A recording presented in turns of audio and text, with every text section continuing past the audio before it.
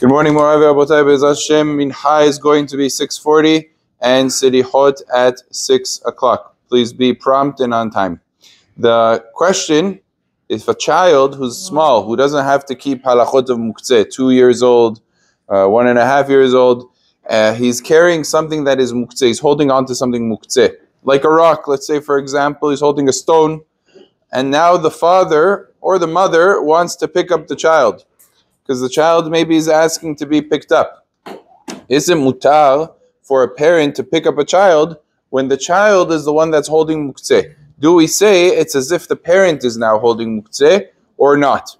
So the Gemara actually directly discusses this case, and the Gemara says in general, one is not allowed to pick up a child that's holding something that is Muktze, and it is viewed in some sense that the adult himself is holding that Muktze item. You have to wait until the child puts down the Muktze item, and then you could pick up the son or the daughter. Now, of course, on their end, they don't have to let go of it because they don't have to keep the rules. Sometimes people don't realize a 2-year-old child is holding a pen and he's starting to scribble, and it's Shabbat. You don't have to stop him, and you really shouldn't stop him. He doesn't understand what you're telling him. He doesn't understand that there's such a thing called Shabbat.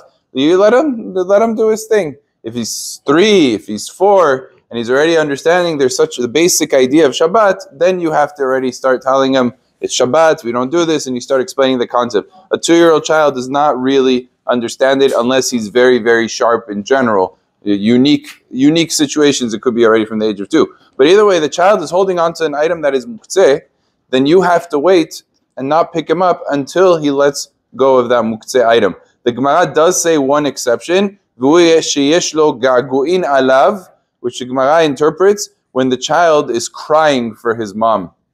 He's crying for his father, and he really, you see, it's painful for the child that he's not being picked up, and the parents is like, nope, you got to put the toy down. That you don't have to do.